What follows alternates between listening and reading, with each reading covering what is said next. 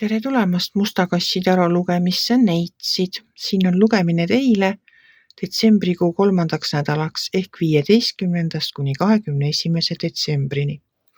Olen teile siia võtnud välja 7 kaarti ja vaatame, mida need kaardid räägivad.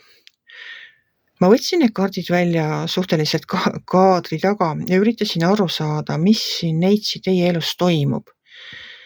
Ja mulle tundub, et teile on siin tugevalt liiga tehtud, et keegi üritab kas teil vaipa jalge alt ära tõmmata, üritab teid laimata, ma ei tea, võib-olla teid on kohtusse kaevatud.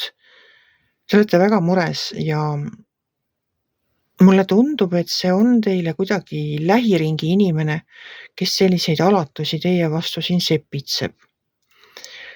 Ma tahan teile seda öelda, et sellele olukorrale tuleb järsk lõpp. Siin on tornikaart väljas ja te peaksite endale kindlaks jääma. Tõde on teie poolel ja see tõde on jäik. See tõde on must või valge ja kui teie ütlete, et see on valge, siis ta ongi valge. Et teie ei pea järele andma, teie saate rääkida oma tõde, rääkida nii, nagu see teie meelest see asi on ja kuidas see teie meelest nagu võiks edasi minna. Et tõde on teie poolel ja sellele olukorrale tuleb lõpp. See inimene, kes ta iganes oli, ei saa teile enam midagi teha, sest torn lõpetab selle ära. Torni järele tuleb meil karikate 8 ja karikate 8 räägib seda, et kui see olukord on lahenenud, kui see on möödas, siis on teil võtta aega selle üle järele mõelda, lihtsalt mõelda ja vaadata enda sisse. Ja teil on hirm. Te näete nagu asju no ma näen siin seda varjude kaarti ja varjud on tegelikult ju need, et nad on varjud ja me ei peaks neid kartma. Ja kuna ma ei saanud täpselt aru, miks te neid varjusid näete, kui olukord on tegelikult juba ju lahenenud. Te olete oma tõde rääkinud, te olete saanud selle õigluse, mida te soovisite, see inimene ei saa teile enam mitte midagi teha, tema on teie elust kõrvaldatud.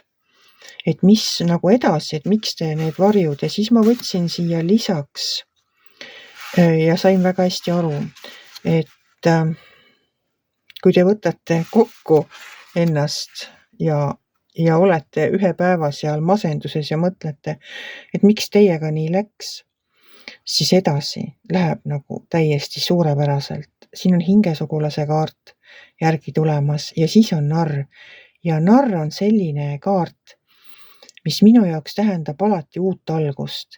See narr seisab seal kalju tipul ja ta peaks astuma ühe sammu sinna tühjusesse ja kui tal on see julgus sinna tühjusesse astuda, siis edasi läheb nagu kõik suurepäraselt, kõik läheb väga-väga hästi.